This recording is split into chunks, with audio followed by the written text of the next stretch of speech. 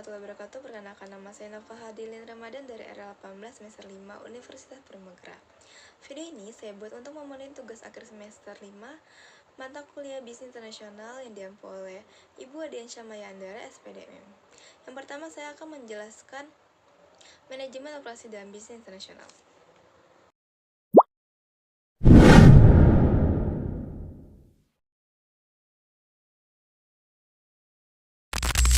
Di sini ada definisi manajemen operasi dalam bisnis internasional, yang dimana manajemen operasi dalam bisnis internasional ini adalah serangkaian kegiatan yang dirancang untuk mengelola dan mengoptimasi proses produksi serta distribusi barang dan jasa di berbagai negara, yang dimana mencangkup pengambilan keputusan serta strategi mengenai sumber daya, lokasi fasilitas, dan logistik yang diperlukan untuk menghasilkan produk atau layanan yang memenuhi kebutuhan pasar global. Dalam konteks ini, manajemen operasi berfokus pada efisiensi dan efektivitas operasional di tingkat internasional.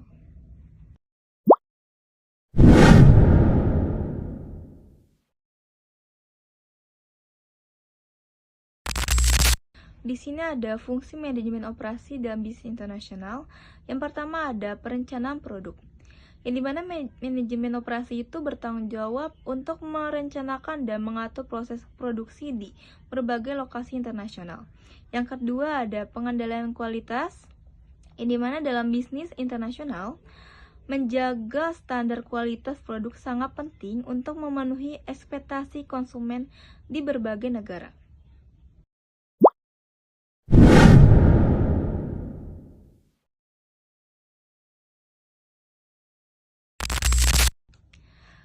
Selanjutnya ada tujuan manajemen operasi di dalam bisnis internasional, yang dimana manajemen operasi itu dalam konteks bisnis internasional memiliki tujuan yang sangat penting dan strategis.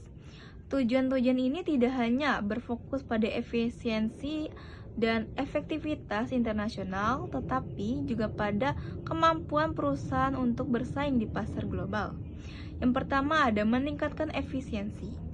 Dengan adanya salah satu tujuan utama dari manajemen operasi adalah untuk meningkatkan efisiensi produk. Yang kedua ada menjamin kualitas produk, yang dimana pasar internasional konsumen memiliki ekspektasi tinggi terhadap kualitas produk.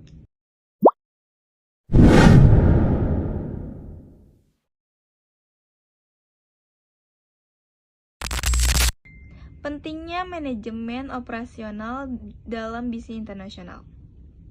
Yang pertama ada kompetensi global. Dengan adanya era global, perusahaan harus bersaing tidak hanya dengan perusahaan lokal, tetapi juga dengan perusahaan internasional. Yang kedua ada kepatuhan terhadap regulasi. Setiap negara memiliki regulasi yang berbeda. Manajemen operasional membantu perusahaan memenuhi hukum setempat. Yang ketiga ada efisiensi biaya, yang dimana dengan manajemen operasi yang baik, perusahaan dapat mengurangi biaya operasional dan meningkatkan margin keuntungan. Yang keempat adanya adaptasi pasar, yang dimana kemampuan untuk beradaptasi dengan perubahan permintaan pasar di berbagai lokasi geografis.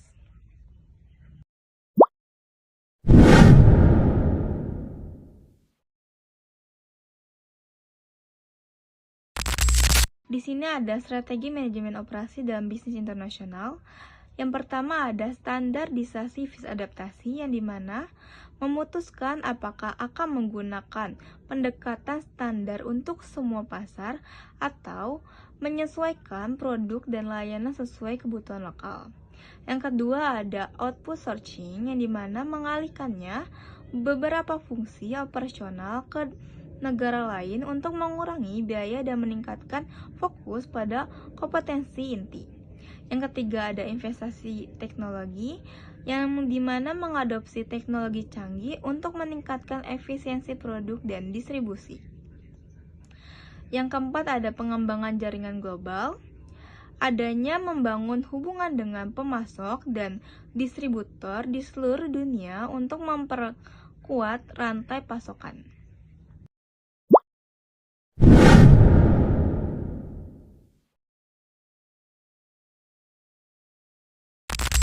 Di sini ada tantangan manajemen operasi dalam bisnis internasional.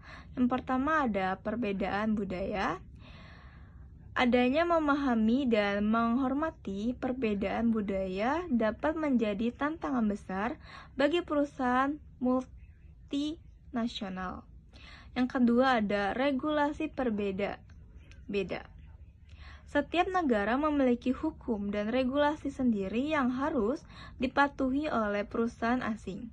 Yang ketiga ada fluktuasi ekonomi global, yang dimana ada perubahan kondisi ekonomi dapat mempengaruhi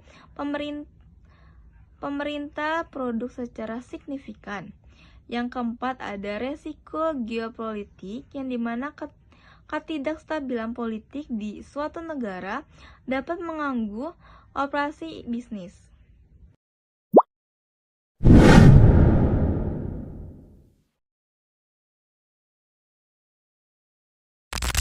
Kira ada kesimpulan di mana manajemen operasi dalam bisnis internasional merupakan proses perencanaan, pelaksanaan, dan pengendalian proses produksi serta distribusi barang dan jasa secara global. Manajemen operasional dalam konteks bisnis internasional memiliki tujuan yang sangat penting dan strategis.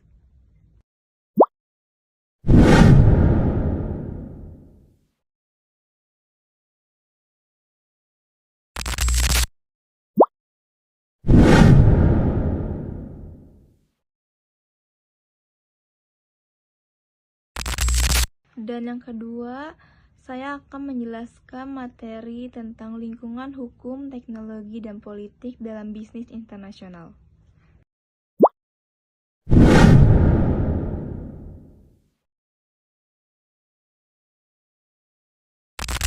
Di sini ada definisi. Yang pertama ada lingkungan hukum, yang dimana hukum negara-negara tempat bisnis internasional dijalankan memegang peran utama dalam menciptakan peluang-peluang yang tersedia bagi perusahaan tersebut. Yang kedua ada teknologi, di mana dimensi lainnya suatu negara ada lingkungan teknologinya, fondasi lingkungannya, teknologinya. Suatu negara adalah basis sumber dayanya.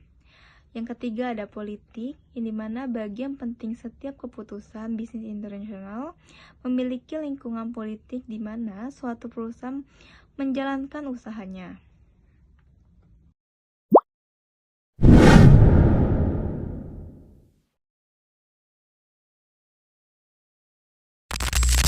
Di sini ada penjelasan lingkungan hukum secara detail, yang dimana hukum negara-negara tempat bisnis internasional dijalankan memegang peran utama dalam menciptakan peluang-peluang yang tersedia bagi perusahaan tersebut.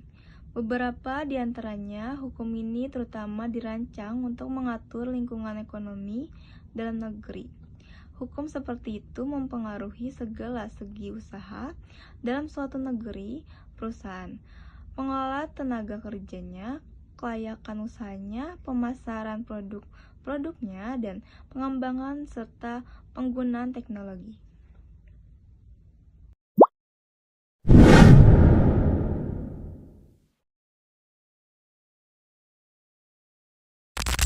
Di sini ada hukum langsung mempengaruhi transaksi bisnis, yang dimana adanya undang-undang nasional lain yang secara eksplisit dirancang untuk mengatur aktivitas-aktivitas bisnis internasional. Selain itu, diterapkan pula embargo sanksi menyeluruh terhadap perdagangan negara tertentu. Untuk negara-negara yang bertindak serentak atau sendiri-sendiri, tidak hanya itu, negara-negara mungkin juga berupa mengatur aktivitas-aktivitas bisnis yang dijalankan di luar perbatasannya, suatu praktis yang dikenal sebagai ekstrateritorialitas.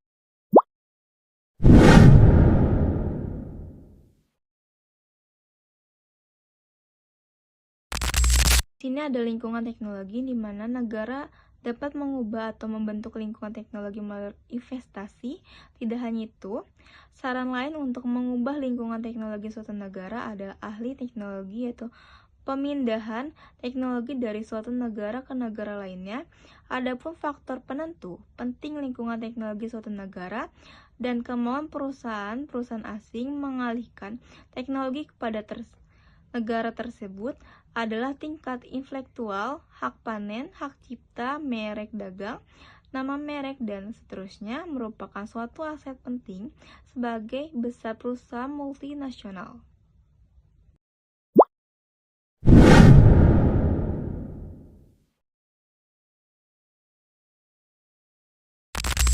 Di sini ada lingkungan politik, di mana adanya bisnis internasional mungkin akan menentukan resiko politik. Resiko politik ini bisa jadi berasal dari tindakan dari pemerintah atau non-pemerintah. Resiko politik juga dapat mempengaruhi secara makropolitik dan mikropolitik. Kebanyakan perusahaan multinasional terus-menerus memonitoring negara-negara yang merupakan tempat mereka menjalankan bisnis untuk mengetahui perubahan-perubahan dalam resiko politik.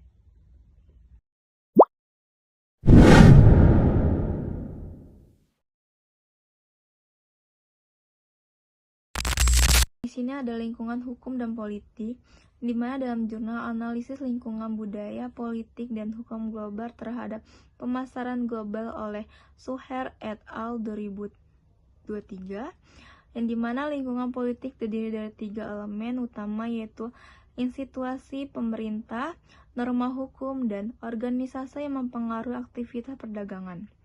Ramah politik bertanggung jawab membentuk undang-undang menciptakan keseimbangan antara produsen dan konsumen. Resiko politik juga merupakan isu penting dalam pemasaran global. Resiko ini mengacu pada kemungkinan perubahan kebijakan pemerintah yang dapat merusak operasional perusahaan dan menghambat investasi luar negeri terhadap korelasi yang kuat antara lingkungan resiko politik dan tahap pembangunan ekonomi suatu negara, di mana negara-negara tingkat pengembangan yang lebih rendah mempunyai resiko politik yang lebih tinggi.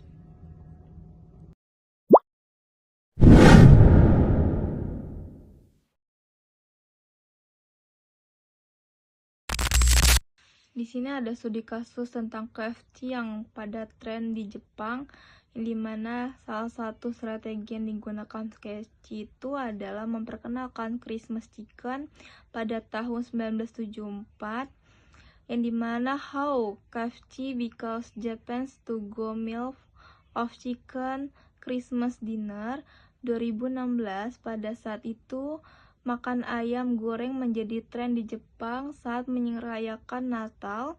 KFC memanfaatkan kesempatan ini dan meluncurkan kampanye iklan yang sukses dengan slogan Christmas in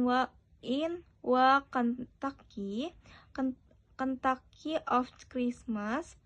Button 2016, kampanye ini berhasil membuat makan ayam goreng KFC menjadi tren Natal yang populer di Jepang hingga saat ini.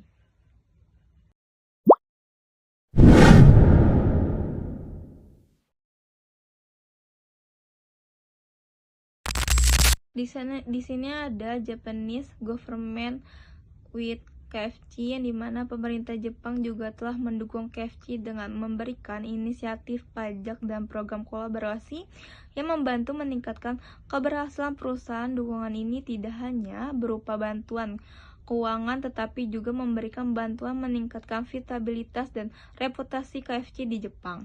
Kehadiran KFC di Jepang telah mempengaruhi pola konsumen masyarakat, dengan ayam goreng menjadi salah satu makanan favorit untuk pesta dan acara khusus. Perusahaan juga telah berkontribusi pada industri makanan lokal dengan membawa inovasi dan strategi bisnis baru. Dengan demikian, KFC juga di Jepang menunjukkan bagaimana perusahaan multinasional dapat beradaptasi dan mempengaruhi pasar lokal melalui strategi bisnis yang efektif dan dukungannya dari pemerintah.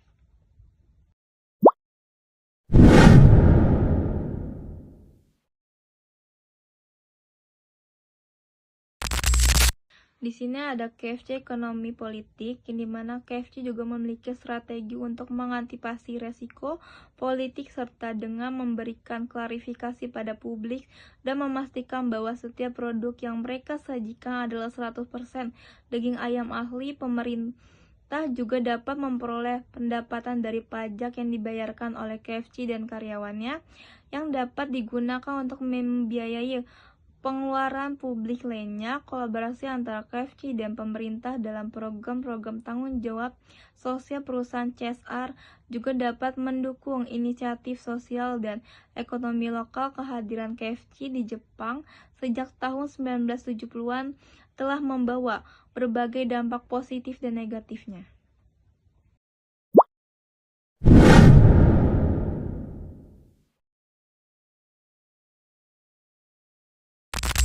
Terakhir ada studi kasus KFC, yang dimana KFC menciptakan lapangan kerja, mendorong persaingan dalam industri makanan cepat saji, serta memberikan kontribusi signifikan terhadap pendapatan dengan melalui pajak.